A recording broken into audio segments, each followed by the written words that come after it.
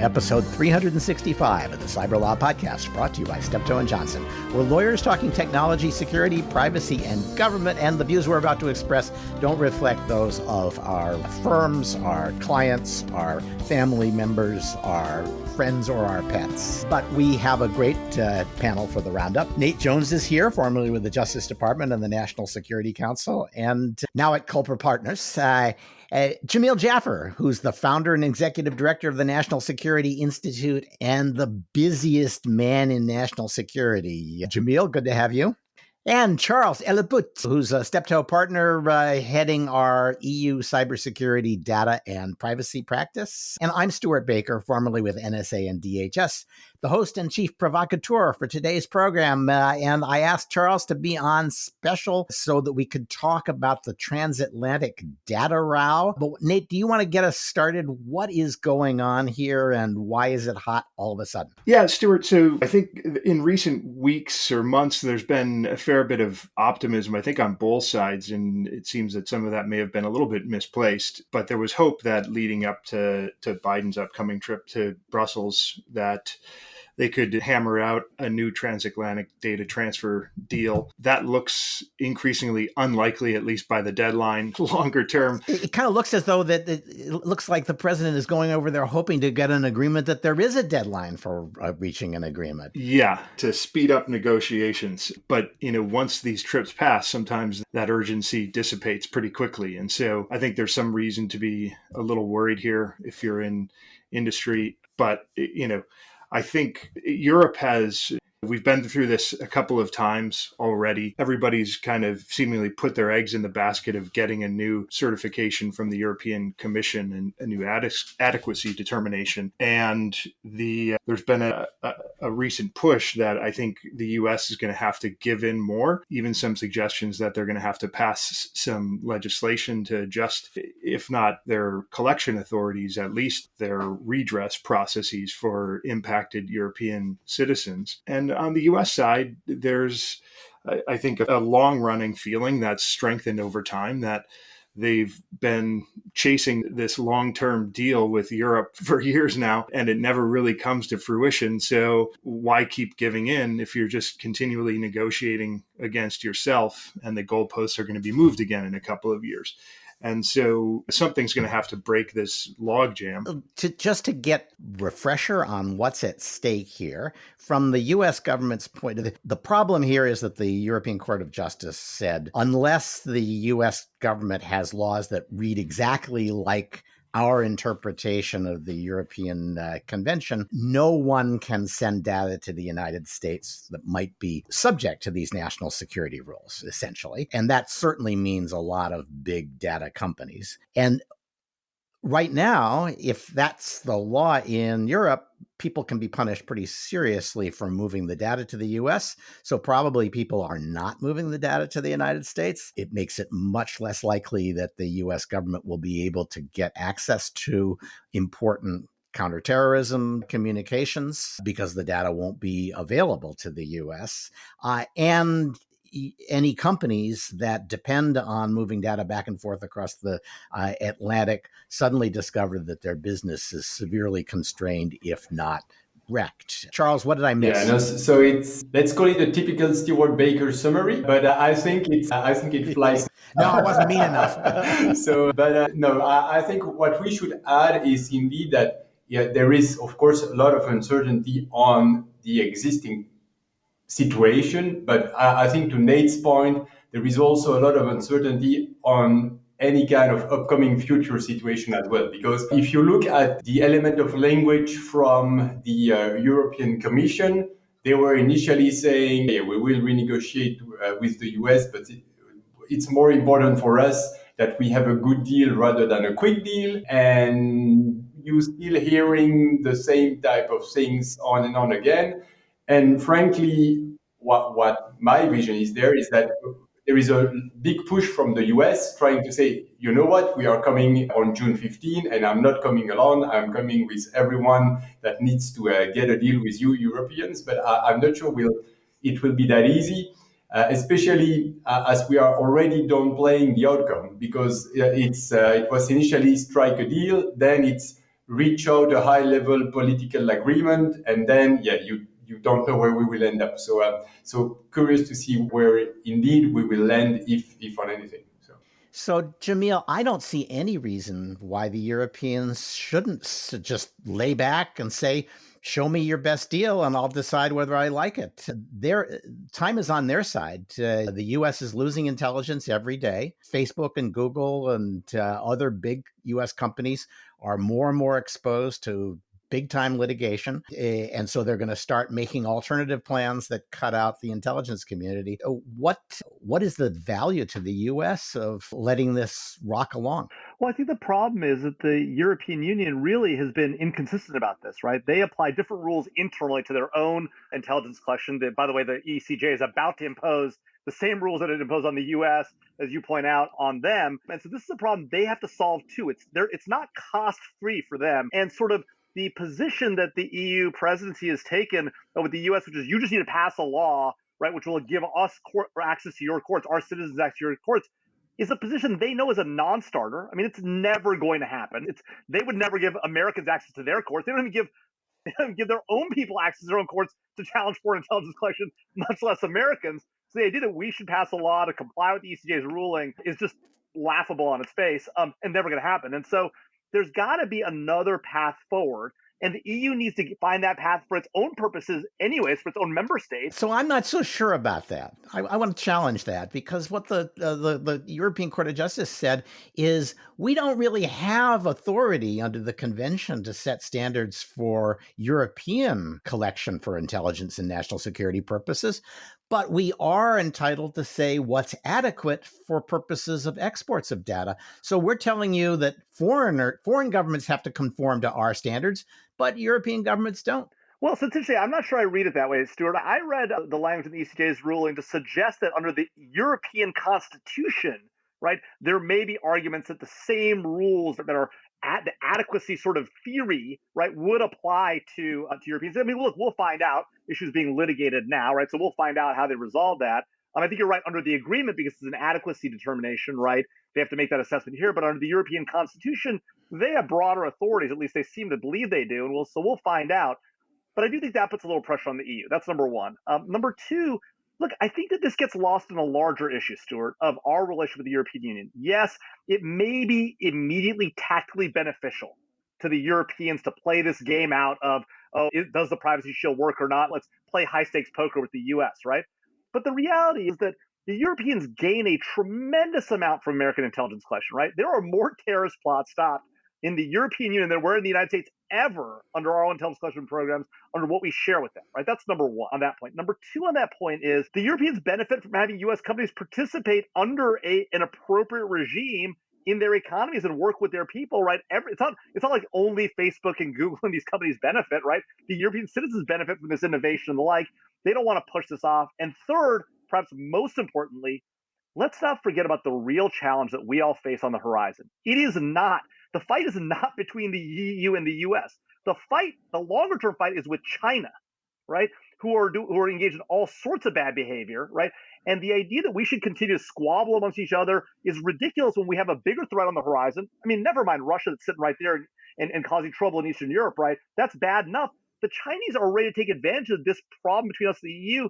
We need to find a path forward for our countries and our economies. We share values. We share common visions. Yes, we don't agree on everything, but the idea that we should be divided at a time when China's the big challenge on the horizon is insane. And hopefully, President Biden and his, looking a little bit different than President Trump, a little bit to find a path forward with the Europeans that doesn't just give up the ghost on everything U.S., but finds a reasonable path forward. And look, the Europeans have got to give to these points that they're making publicly. We just got to give it and pass laws that allow their citizens access to U.S. courts is a ridiculous starting point for negotiation. I was going to say, I don't get many opportunities to agree with Jamil, so I want to jump in here. The naming and shaming Europe and its member states isn't going to put pressure on them. Their hypocrisy has been well known in this space for a long time, and it hasn't moved the needle. But I do think if you can force them to apply these same rules to themselves and give them some skin in the game here, it forces them to make some of these hard choices. And you've seen some of these developments happen. I'd be interested in Charles' thoughts on this, maybe offline. But with the court striking down the data retention laws in the UK and France and other places, and most recently striking down the UK's equivalent of 702 in certain respects, is some glimmer of hope, I think, that they're going to have at least some of these same rules applied to them.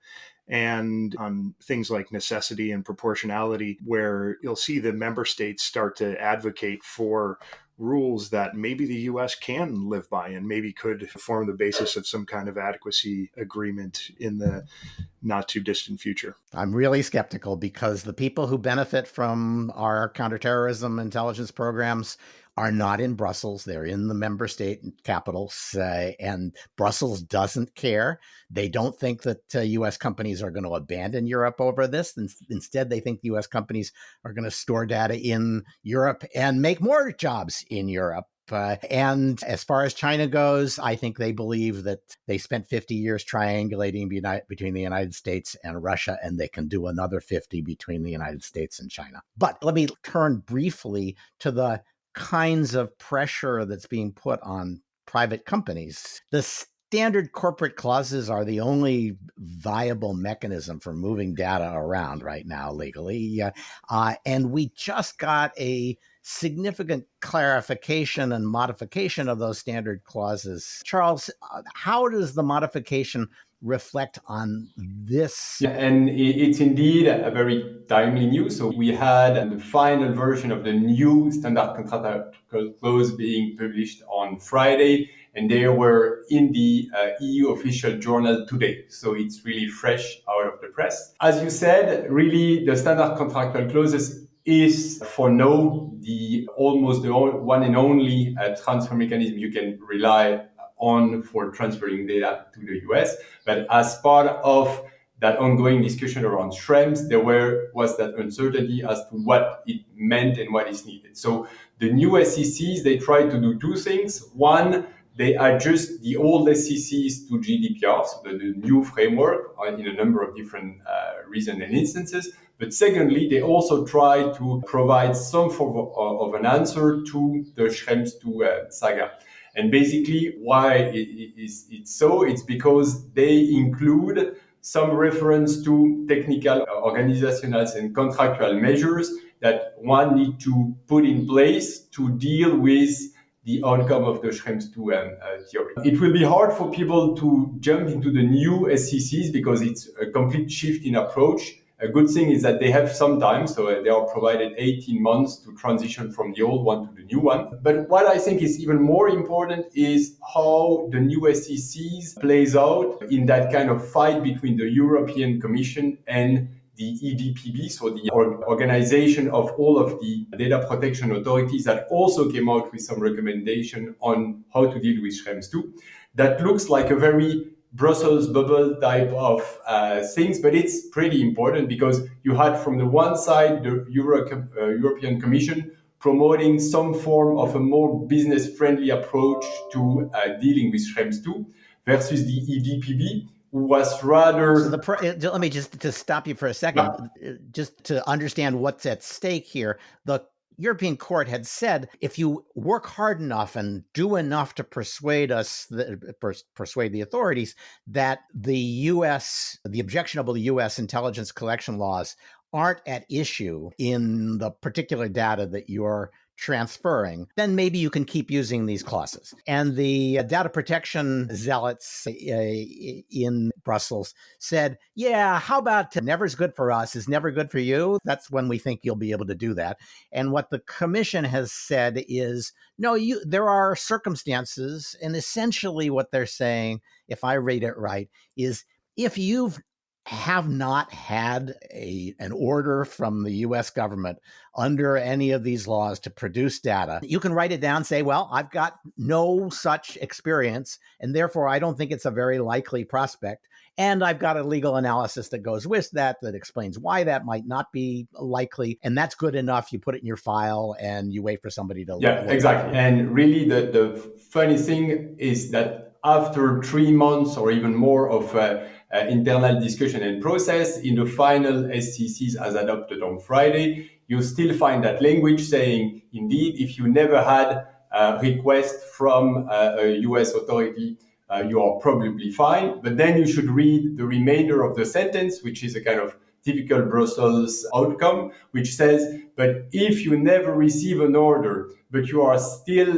in a field where technically you might be subject to some orders, you need to be more cautious because eventually it means that you need to do something. So that's where we land after 5 months. So that's where the lawyers will make their money. They'll explain, well, yes, you've never had a request like this. And knowing what we know about the intelligence interest of the United States and how the laws work, you can be sure that it's highly unlikely you ever will. And you meet this requirement as well. So I think it's doable. This is interesting because it reduces the temperature in the trade dispute while completely gutting the intelligence programs of the United States. Because obviously, if you can move data only if you've never been asked for the data, it's because your data has no intelligence value. And therefore, the only data that doesn't move is the data that the US government might actually use for counterterrorism purposes. So it's not going to help the intelligence agencies. And I fear that this will rock along for a while, and the president and his advisors will never get up the nerve to say, this is a violation of the EU's WTO agreements. It's an arbitrary and discriminatory treatment of the United States, and we're going to retaliate for it in a significant way. They could do that tomorrow if they wanted to, but they haven't breathed a whisper of that kind of toughness.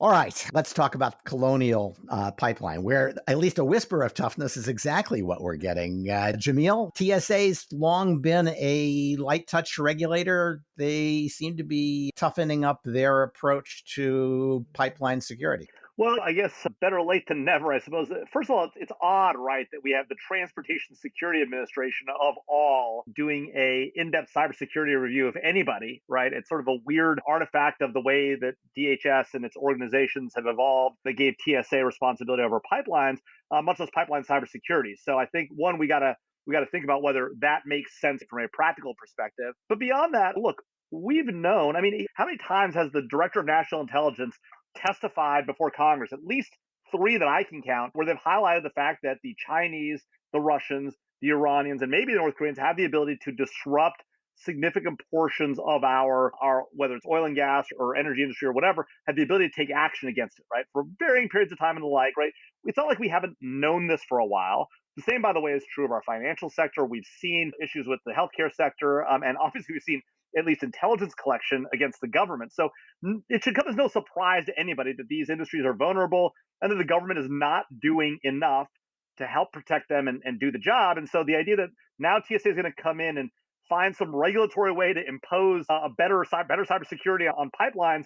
I mean, forgive me, Stewart, for being a little skeptical that the government, which has been hacked more times than we can count, has the answer to how to regulate industry to better secure itself, right? I actually worry that putting the government in the middle of cybersecurity regulation and imposing constraints on industry is likely to, 1, create a compliance culture where people are just checking the boxes, 2, get more lawyers involved. And you know how I feel about lawyers and cybersecurity, not a particularly good combination, even though I will admit I am a recovering lawyer in cybersecurity. And 3, the government figuring out what makes the most sense for private industry to do effectively, and by the way, keeping up in a timely fashion with the evolving cybersecurity industry and threats, strikes me as hard to imagine working effectively. So color me skeptical, right? At the same time, obviously, there's important work to be done here between the government and industry.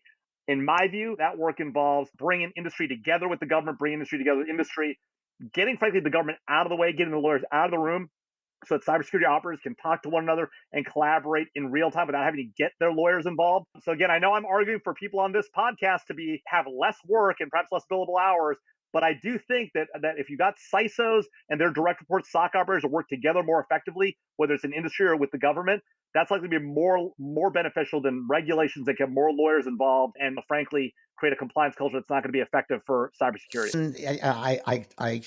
I understand all of its many drawbacks, but we don't require that the staff of the SEC demonstrate that they've made $1 million trading stocks before they can regulate stock trading. It's often possible to know what people should do without being able to demonstrate that you on your government budget have been able to do it. And the TSA has been trying the public-private partnership dance for a long time now, several years with the pipeline companies. And Colonial said more or less, oh, yeah, we'd love to sit down with you, but we're washing our hair that week. But we're going to move our building sometime at the end of the year. And maybe after that, we could talk about cybersecurity. They haven't been rushing to do anything because they don't think they didn't think TSA had a stick in the closet. Now TSA has said, one, we know there's one thing you need to do. If you have a cyber incident, we need to hear about it.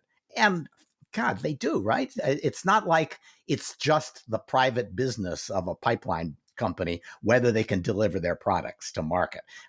We are all relying on them, and we deserve to know whether they've screwed up or not. And I completely agree with you. Compliance culture is not going to give us cybersecurity. It might give us a base, but it's not going to solve the problem. But that doesn't mean we shouldn't be using it, because we've tried the tea and cookies, come on in and let's talk approach since the 90s, and that's clearly not working either.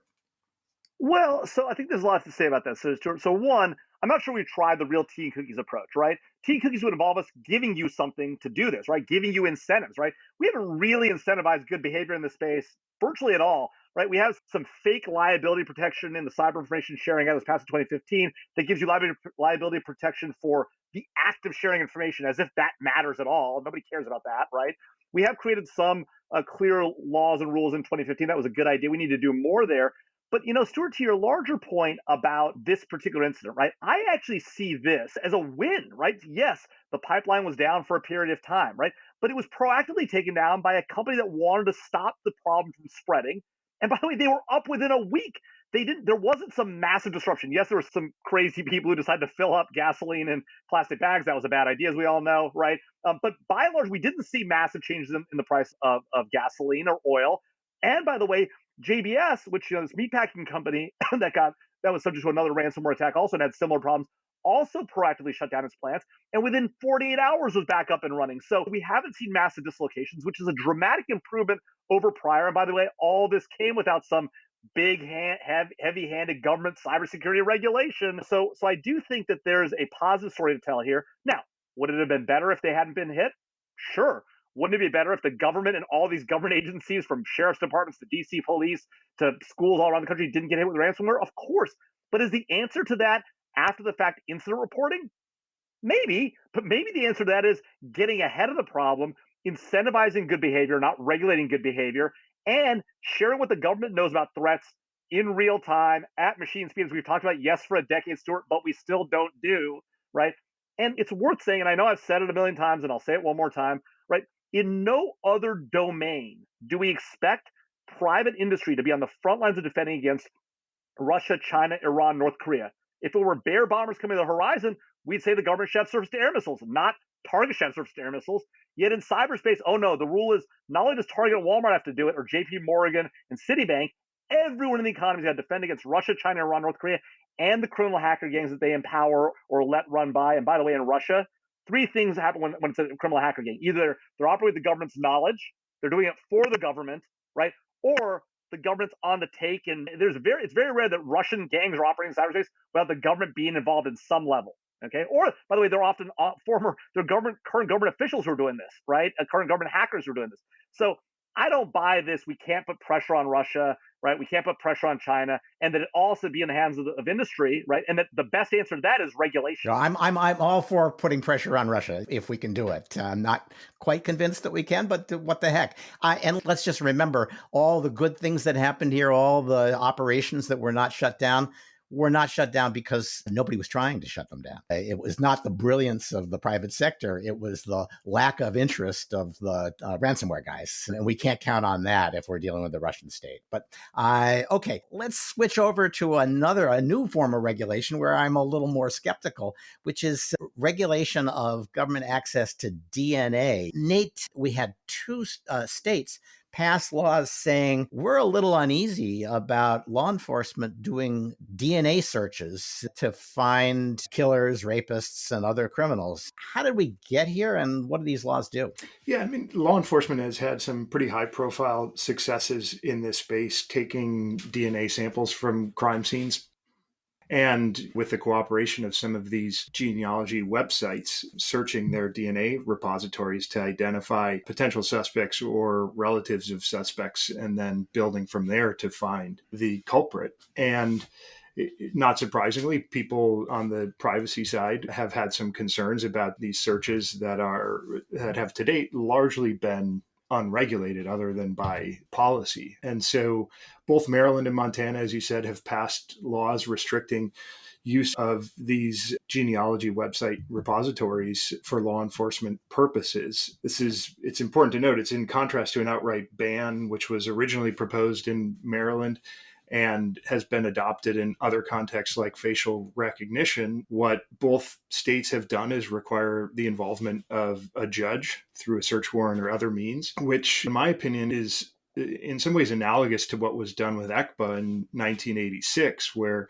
Congress got ahead of the courts and courts' determination that you have a reasonable expectation of privacy in the contents of your emails and imposed a search warrant requirement on at least some email contents by statute. And to me, it's a similar approach. At least in Maryland, they have some additional bells and whistles here that are in some ways a little bit more like the Wiretap Act, requiring exhaustion and limiting it to certain types of criminal activity. But, I think the ultimate question here is whether you in fact have a reasonable expectation of privacy, or whether that's extinguished when you give the DNA sample to a third party. And there are some limits on the third party doctrine where you maintain that reasonable expectation of privacy. And I think this very well might be one where you do. Yeah, I left my semen behind in the dead rape victim, and I still want to claim privacy rights in that. Sure, I understand that perfectly. No, it's the privacy rights of everybody else who's in the genealogy database who you're searching against. So there, samples. The way these searches worked, as I understand it, you take the DNA of the perp and you go to the DNA provider and you say, I'd like to trace my family tree. Do I have any cousins or relatives or aunts or grandparents already in the service? And they tell you. Now, that's what they tell you. So it's not as though they are giving you everybody else's private data, except to say, yeah, you share a lot of DNA with these other people. That doesn't strike me as a deep privacy intrusion. And the payoff is enormous. And so it strikes me as bizarre that they caught the Golden State Killer who had done all that raping and killing and got away with it. And people looked at that and didn't say, oh, that's great, they finally got that son of a bitch. They said instead, oh, that sounds like a privacy problem. It's crazy. That said, let me ask a different question. I do think it's kind of hard to imagine that you couldn't get a search warrant in those cases. That's exactly where I was going to go. It seems quite easy to me to obtain a search warrant. You've got evidence from the crime scene, right? Yeah. And you're establishing probable cause and getting the ability to search these databases seems like in a lot of ways a bit of a box checking exercise. But I think what privacy advocates would say is it gives you judicial supervision over this process, which has value, right? And they're going to need them anyway. Law enforcement is going to need orders because some of these genetic databases, like 23andMe, infected by Google's hostility to law enforcement, has said we won't do it without a court order. So if you don't have a mechanism for getting a court order, you're not going to get the data. So it seems to me it probably makes sense for law enforcement to shape these orders rather than fight them. Yeah, and as an evidentiary matter, demonstrating the relationship between the person who's ultimately charged and the leads that you obtain from the genealogy website will require a certain level of proof that's going to probably require you to actually obtain information about each of their relatives' DNA to establish that. So I think you're going to need a bunch of information. And as you're saying, you're going to need a warrant for most of that. Let me ask you about some other corner cases. Suppose you just have a bunch of bones in the forest, and you don't know what happened. You don't know whether it was a murder, somebody died of exposure. You're trying to figure out who it was. Can you get a warrant for that? That's probably not. Well, then that's unless nuts, isn't there's it? some signs that it could have been foul play. But I don't know if it's nuts. I mean, you wouldn't be able to go search people's houses just based on finding bones in a forest in a public park or something like that, right? You'd have to have something to go on. And again, it usually doesn't require a whole lot to go on. You're only searched if you've got a match. It's more like a dog sniff than a house search. If the dog sits down and says, "Yeah, he's got drugs," well, then you've been searched. And if he doesn't, you haven't been. And if you have the drugs, you should have been searched. So I'm just not sure that. Saying, yeah, it's too bad we won't be able to identify people we find dead in the forest. But that's the price of some BS privacy interest that nobody can fully articulate. All right. All that said, this Maryland law is certifiably insane. It is an alternative to banning DNA searches in name only. It's full of all these regulatory requirements. You have to have somebody who's been trained to be a genealogical forensics person. There's no such training course in America. You can only use this to get information from databases that have already gotten consent from every single user. That one seems the craziest to me, that you would give these websites the ability to basically opt out by how they write their terms of use. So somebody sold Maryland a bill of goods, I think. Yeah. But the Montana law, if it were able to take account of the other occasions when you might want to quite legitimately to find out who somebody was, is probably the wave of the future. Okay. Jamil, I actually had words of praise for the Biden administration on this, or sort of praise. They have taken the Trump-China investment blacklist and moved it from DOD, which had completely screwed the pooch, to Treasury, which actually knows how to do this stuff. And I don't see any reason why they shouldn't have done that. Well, look, I mean, I think, Stewart, there's a lot of reasons why Treasury has a lot of knowledge and capability in this space. At the same time, DoD has a certain level of domain expertise. Remember, what we're talking about here is the involvement of U.S. individuals or entities investing in Chinese military companies, right? That the question of what constitutes a Chinese military company is information that might perhaps reside most obviously in the Department of Defense, given that they are the subject matter domain experts on, or should be at least on, the Chinese military and what organizations are associated with it. So you might think that the Director of National Intelligence also has something to say about this. And so obviously, as with everything, having all the pieces of the government come in and weigh in is always important. Whether Treasury should have the lead and is better at this than DoD, I think is a debatable question. I think what's really interesting, though, is that a lot of these stories about this change and what happened to the list suggest it's a significant expansion and improvement on the prior blacklist. I actually have a different view. And by the way, I think the Biden administration has a superstar team of national security experts, including Jake Sullivan, right? You've got Ann Neuberger on the cyber side. You've got Jen Easley and Chris Ingles nominated, Rob Joyce at NSA. This is a group of superstars when it comes to the cyber domain. And defending the nation's cybersecurity. I'm hoping that it'll really gel once some of these people get confirmed. But I think that the reality of this list is there are a number of entities that are no longer on this list, entities that are important, that should be on this list, and that ought to be barred from U.S. entities and individuals investing in them. If we believe the underlying theory that it's a good idea to bar these investments, there's a big debate about that. But assuming you buy that theory, which the Biden administration appears to do, even though this is pitched as an expansion or a broadening, actually, there's a lot of things to be skeptical about in the details of the list they came up with. And I think that's a big worry for me. And I think Congress, frankly, is going to have some views on this. I'm not sure they're going to be satisfied with the new list. Fair enough. The DOD lost this because they couldn't defend a single one of their designations in court. They had a judge who was clearly off the rails, but they didn't do a very good job of doing their homework to demonstrate a connection. And Treasury has a long history. They can certainly get, as they do with terrorism from the NCTC, they get expert advice on their decisions. They're just the implementers, and they've got good lawyers. I think this is probably the best institutional arrangement.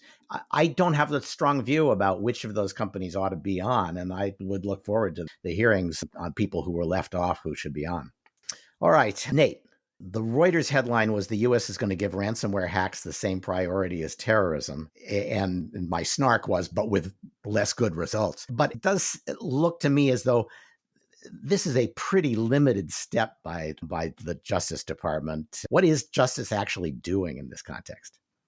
Yeah, I mean, as most agencies do, they set priorities that guide their people and their allocation of resources. So this heightened prioritization of ransomware investigations and prosecutions probably has some value, I guess. But as you say, the $1 million question remains whether they can effectively combat this problem. And if you take it and compare it to the other type of offense that they're matching the priority of terrorism, one of the major differences there, and that was a pretty hard problem to solve, right? But with 9/11 being such a galvanizing event, it put pressure on other countries, both allies and partners as distinct from allies, to assist U.S. investigative and enforcement efforts. And that's just, we don't have that here. And so it's going to be really hard to find something that's effective. I mean, if I were them, I would put more energy into the bucket of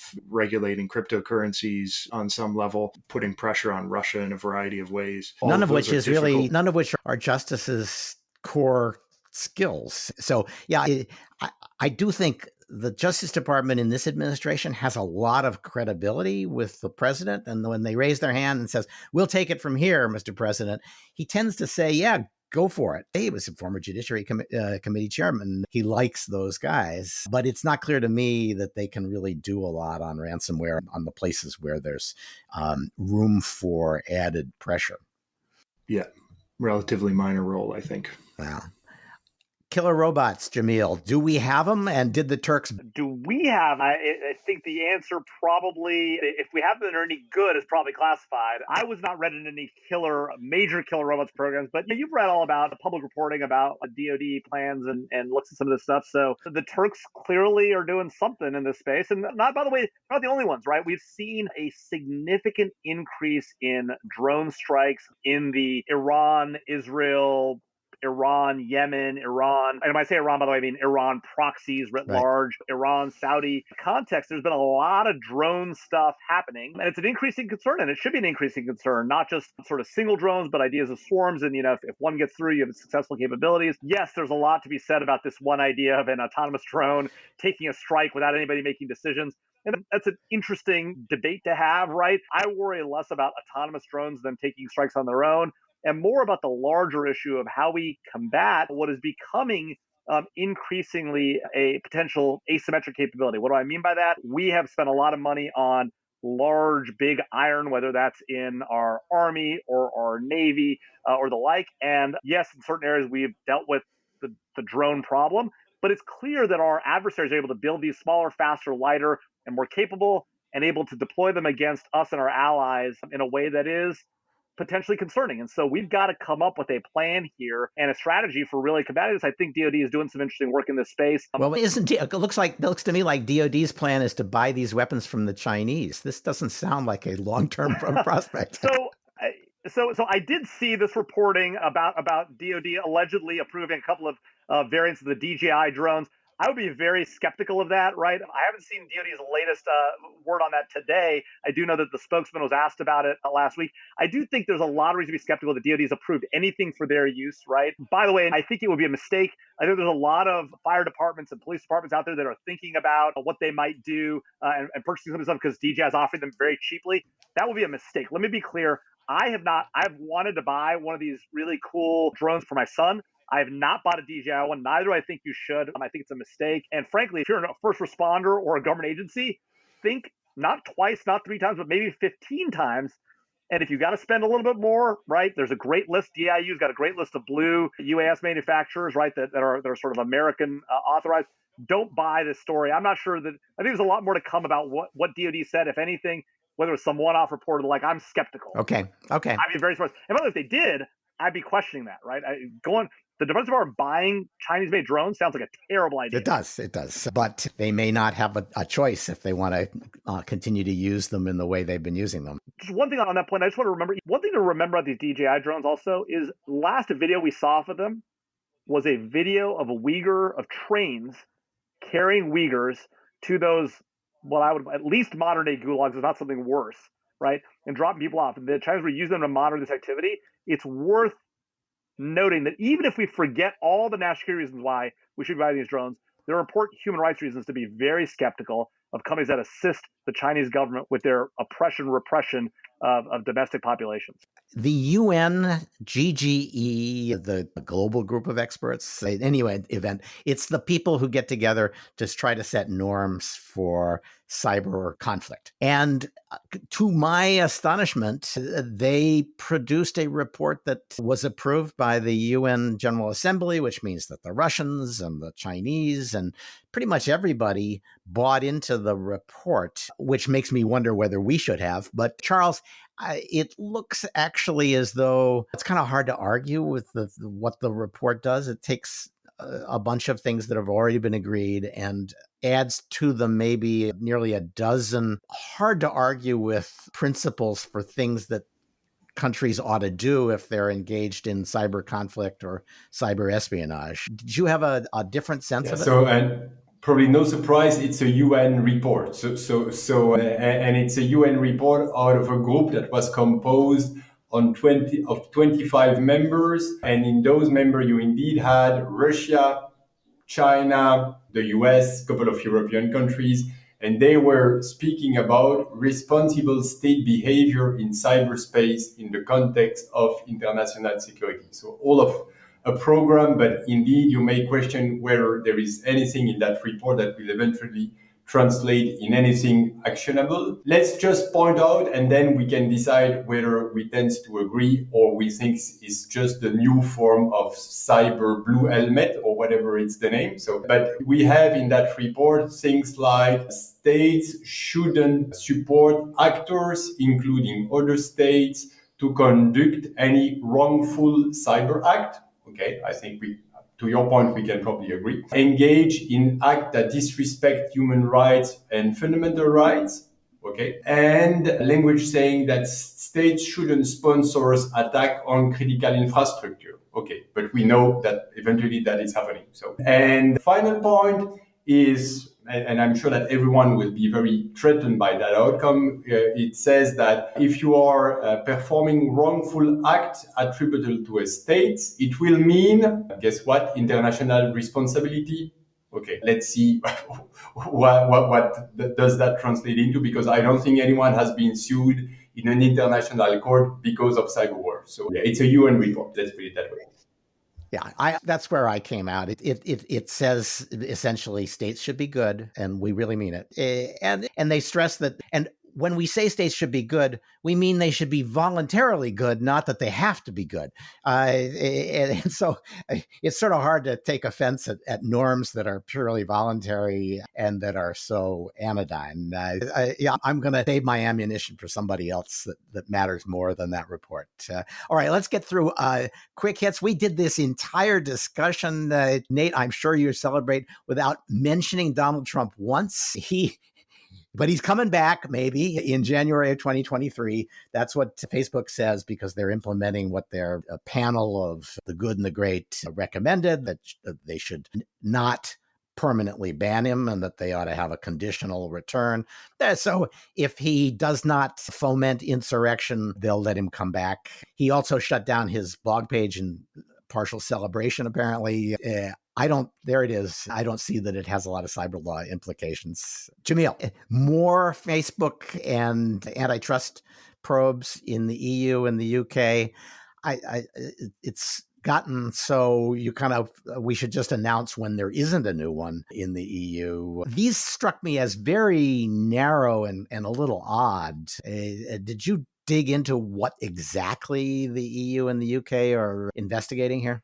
Well, Stewart, I think stepping back, and then we can get into some of the details here. One of the big challenges, I think, as we talked about earlier with these, whether it's the antitrust probes or the like, and there are activities going on in the United States also, is this sort of disagreement that it evinces between the U.S. and our European partners on how to deal with major technology companies, right? There is a debate in the U.S. about what's to be done about technology companies and how to address some of the challenges they pose. But a lot of that turns on, frankly, domestic politics, right? A lot of where you see discussion about antitrust, it's really influenced by a political conversation on both sides of the aisle, different perspectives, right? Concerns on the Democratic side of the aisle about the role and the ways these companies treat their employees or the like, or the way they impact certain very narrow aspects of the market. On the Republican side, questions about content regulation and content moderation that all get folded into debates about antitrust, frankly, is not a good tool for dealing with this.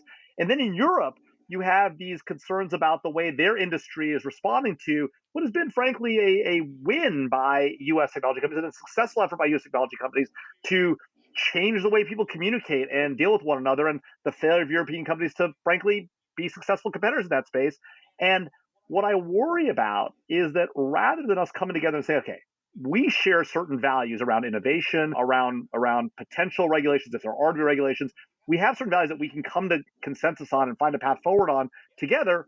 Rather, we're sort of, it's the Europeans coming out and saying, we're going to preference our companies over American companies, right? It's what happened with GDPR. It's now happening in the antitrust space, right? We're going to take action. I mean, you saw literally the EU sort of naming, here are the 4 companies we want to target. I mean, that's how obvious it's become, or EU leadership, I should say, with this Digital Markets Act and the like. And this is not the way that America and Europe should get together, particularly at a time when we have a much bigger challenge on the horizon. That's China. So I'm going to start singing "Kumbaya" under your monologue. But here's the thing about it, and I'm not a kumbaya kind of person, Stuart, but I do think that given the challenges that we had in the prior administration with working with our European allies, I'm hopeful that Joe Biden and his team can get the Europeans to see that we together, right, U.S. and Europe, have more in common than we do with what the Chinese want to do and where the Chinese and Russians want to take our cybersecurity marketplace, and that rather than nickel and diming each other, whether it's on antitrust or data privacy or surveillance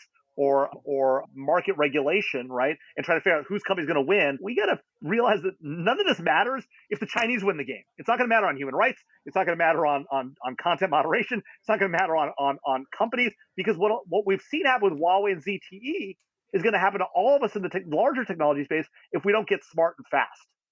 So now, we can get into the details if you want, but to me, that's the bigger issue. And the details are sort of, you're right, it's been just a sea of antitrust, a sea of fights over privacy, a sea of fights over nonsense that pales in comparison to the larger challenge we both collectively face. All right. Well, these are the quick hits, so I'm just going to move us along.